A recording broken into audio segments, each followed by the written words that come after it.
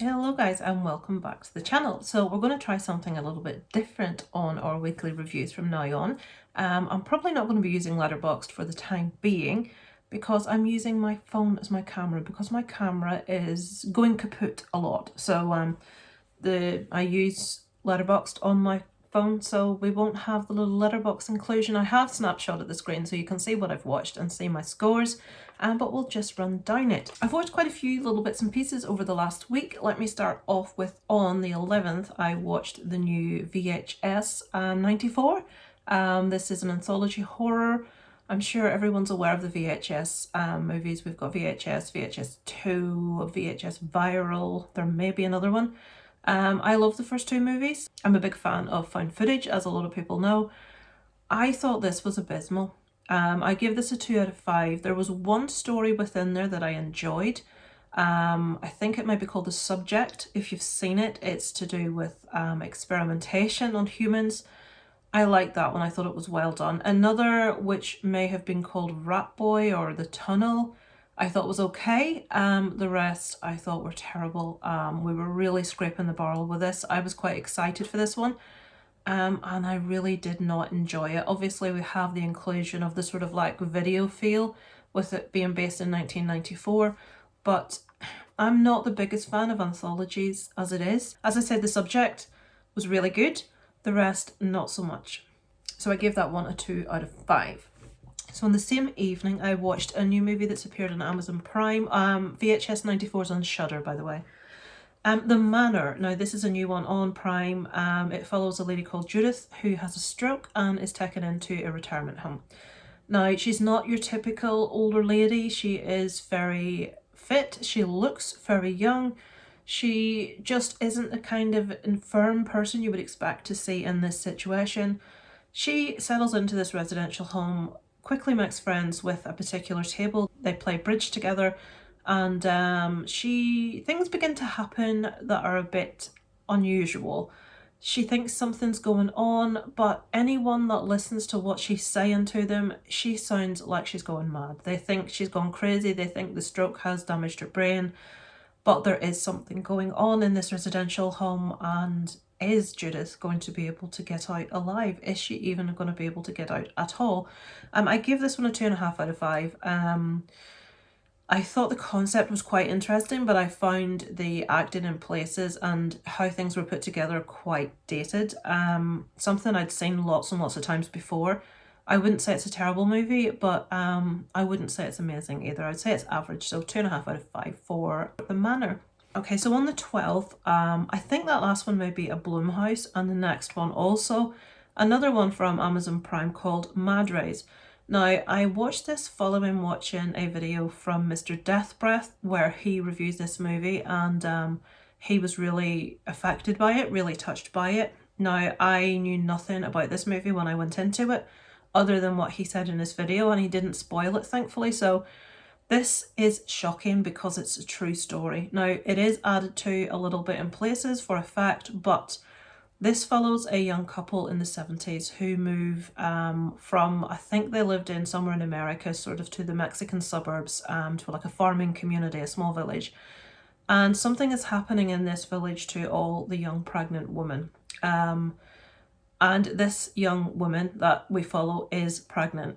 They move to this town and she's sort of like never really properly accepted. She's held at arm's length by the villagers.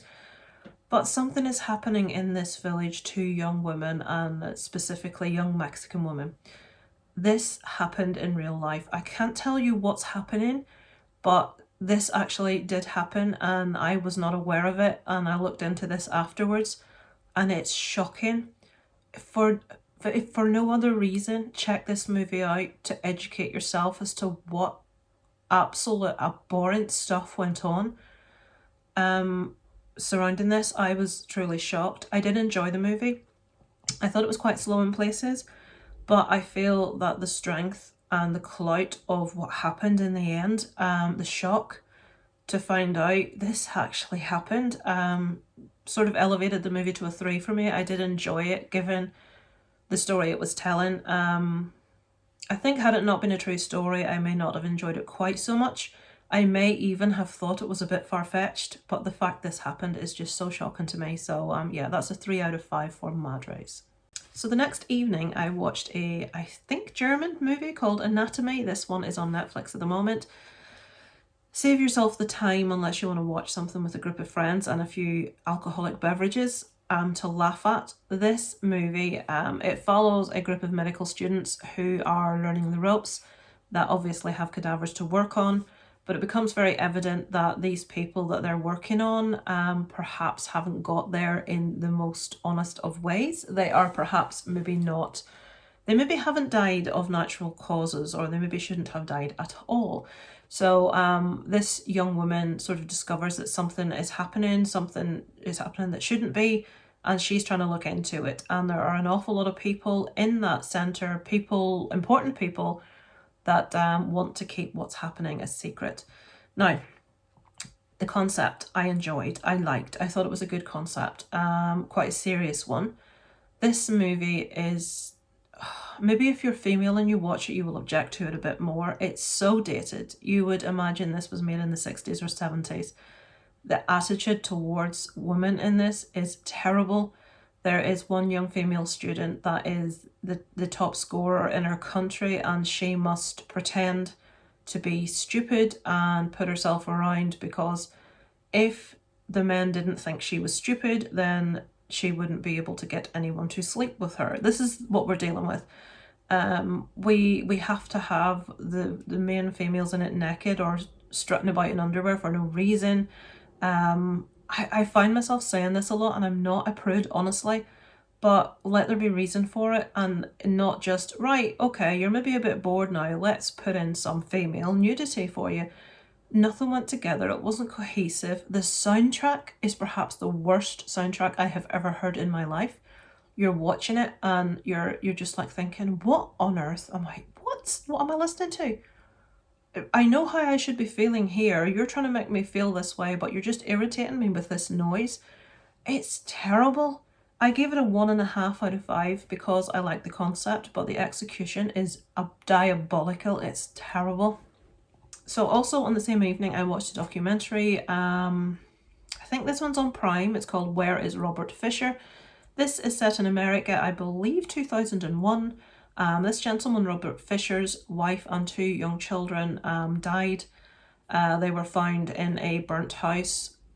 Basically, it never says exactly that Robert Fisher is responsible, but obviously he is. He disappears. I think he feels that when he murders, both of the children's throats were cut. The wife's throat was cut and she was shot in the head, and then the house was set alight. And they think that he felt that if he burned the evidence, that it would not be clear that that they had been killed in another way other than the fire. And then he took his wife's vehicle and left with the family dog. Now, this is about them trying to find Robert Fisher. Now, spoiler, you probably know this, it's in the synopsis. Robert Fisher has never been found. He is one of the America's Most Wanted. So it sort of follows the days after the actual murder, them trying to find him. They do eventually find the car and the dog. They have lots of tips as to places where he has been seen. It is an interesting watch. I did enjoy it. Obviously, it's a bit frustrating that we don't find him, but it is a very well-known case, and I think to sort of tell you, yeah, we're looking for Robert Fisher, and not to tell you, well, they don't find him is a bit frustrating, so I wouldn't do that to you. It does tell you in the synopsis anyway that he is still one of America's Most Wanted, so I think it's kind of obvious that we don't find him. Okay, the next one in the same evening, you can tell I'm all kind of warped. This is another documentary. It's on Netflix and it's called House of Secrets, The Barari Deaths.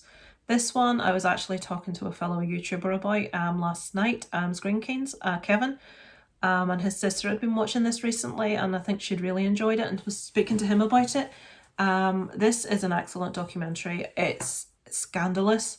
This follows an Indian family of 11 living in Delhi, and they are all found, this is not a spoiler, this is the start of the actual documentary, they are all found hanged in their apartment in Delhi.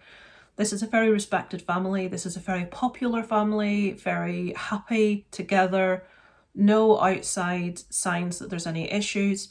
they're trying to get to the bottom of what happened. The fact that a lot of the members of the family are bound, their hands, they're gagged, their ankles are tied, and they're trying to figure out, has this been a mass suicide, or have they been murdered? And if they've been murdered, how has someone murdered 11 members of the same family in the same house on the same evening without creating any noise? So this is the police investigation into getting to the bottom of what happened, and it's extremely interesting. So this follows the police investigation right from when the bodies are first found. I won't tell you what happened, how they came to be there, but I would thoroughly recommend. I found it a really interesting documentary, very well filmed. There wasn't any more information that you came away from it wishing that you knew. I feel they went into everything really well. So for true crime documentaries, I do feel this one is one of the better ones. So that's House of Secrets, The Burari Deaths on Netflix. I give that one a 3.5 out of 5. Okay, from relatively good to awful. The next evening I watched a movie called Slashers. This one I believe is on Netflix. Most of the things I watch are either Netflix, Amazon Prime, Shudder, that kind of thing. This reads quite well. This is a movie about a Japanese game show which has its first episode ever in the US. And basically they have individuals that have to go into a situation, a room, different scenarios with scary people. I don't know even what way to put this. Rob Zombie did a movie that was quite similar to this, but watchable. So there's like a guy with a chainsaw. There's like these madmen with various weapons, these really scary characters with scary masks, and they have to survive, and the person that's left alive in the end wins $1 million. So this is basically Stay Alive, and it's taken from a Japanese game show. So I'm thinking I'm going to like this because I love Battle Royale. I absolutely adored the recent Squid Game, Alice in Borderland. I do like that kind of game-based Stay Alive kind of scenario. This is one of the worst things I've ever seen. I don't know how this made it onto a mainstream platform. This is like a student made this. The effects used in this, when something happens to someone, I have seen better effects in the 70s. I think I managed about 45 minutes of this and I could not bear it. I literally couldn't watch anymore. It was awful. So whether it got better after 45 minutes, I could not tell you, but I put myself through 45 minutes of complete torture, worse than what any of these people went through to tell you what this was like, and I couldn't bear it.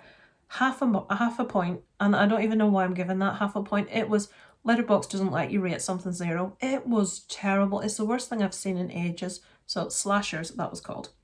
So this probably isn't going to be much better, and this is maybe my rather straightforward viewpoint on this. I watched a movie called Lunacy over the course of a couple of days. This is, to my knowledge, a Czech movie.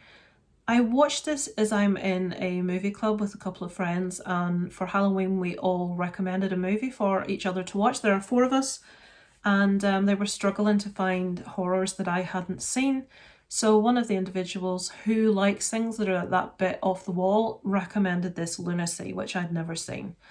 Oh my god, I would rather go back to having not seen it. Now, this is a movie that is considered a masterpiece among critics, movie critics. I'm not one of these people that will tell you something is amazing because other people say it is, or because of the hidden meaning that's just missing. I'm not saying I'm thick, but I'm saying I want to be entertained when I watch a movie.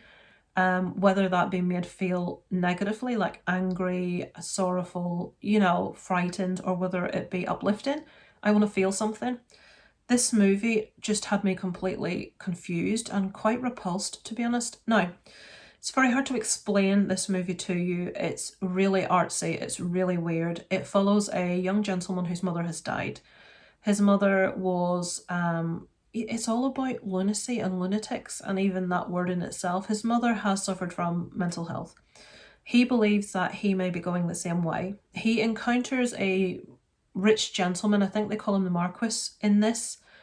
He brings him back to his house. He says he'll help him. And what follows is a movie that makes very little sense. Maybe the mood is meant to be. This is like a lunatic asylum. Nothing makes sense.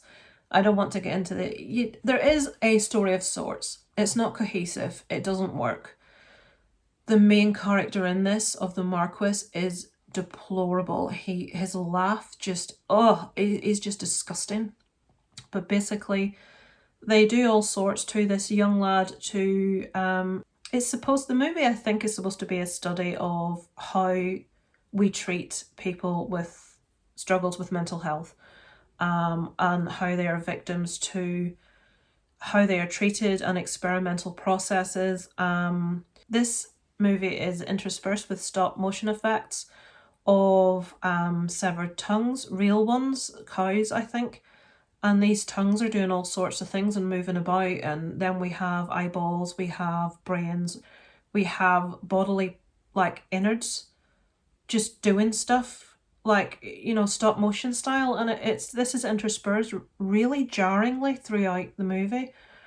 And what I found really difficult is sound is a big part of this. So the sound of these things moving, like the squelching, and even in the movie itself, sound is very much exaggerated. If you've got issue with noises of people eating and things, which I don't, my husband massively hates to hear people eating, this movie will just drive you insane. It's so guttural in its approach to sound, and it's just not pleasant to watch. I didn't get anything from it. I feel what they were trying to do wasn't achieved. Did they achieve that sense of madness and that sense of making these people in this mental asylum, because we do end up there eventually? Do we feel any sort of sympathy towards them and their plight? No. We're just so completely confused with what's going to come next that it's just, no, it's not for me. And every review I've read of this has gone on about what a masterpiece this is. It's supposedly based on 2 short stories by Edgar Allan Poe. One is Tar and Feathers and the other is escaping my brain at the minute, with kind of influences from the Marquis de Sade. I love Edgar Allan Poe's work. The Raven is my favourite piece of writing that exists. This is not Edgar Allan Poe. This is somebody's interpretation of something he wrote in their own manner, and it's just watch at your own risk. I didn't enjoy it, but I would be really interested to hear if any of you guys have actually seen this. It's called Lunacy, and it's a Czech movie. It's made in Prague, I believe. Let me know if you've seen it and what your thoughts were. Thankfully, my faith in filmmaking was redeemed when on the same evening I watched a documentary called Convergence, Courage in a Crisis. This is a documentary about the COVID crisis. It goes right back to the early days, and it's filmed all over the world, different people's experiences. We have a vlogger who is volunteering to give medical staff lifts because they can't get to hospitals. Then they shut that down, so he's trying to volunteer in different ways to do different things to help. We have looking at the situation of a lot of homeless people in America and what's happening with them during the crisis. We cover people in wards in the UK. It covers a lot of the world and what was happening during the crisis and how it was affecting medical staff. At one stage, there was a particular ICU, and there were 7 doctors from the hospital in the ICU fighting for their lives. And it shows the medical staff one after the other just going down with COVID. There's one young man that was from Syria. He had come into the country and he had taken a job as a cleaner in a hospital. Now they are putting themselves right in the centre of the issue, coming into contact with the virus.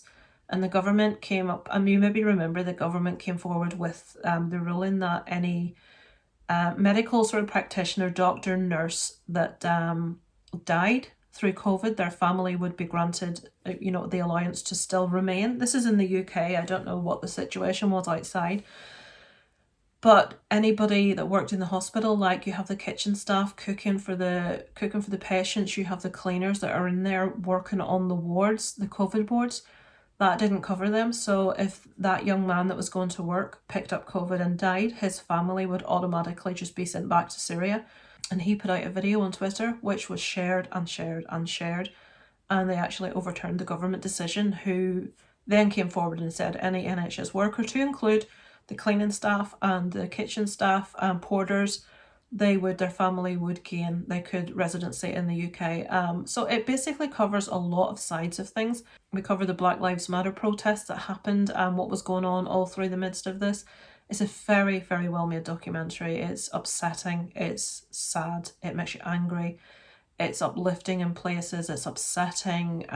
It's an extremely well-made documentary, so I would thoroughly recommend that one. Convergence, Courage in a Crisis.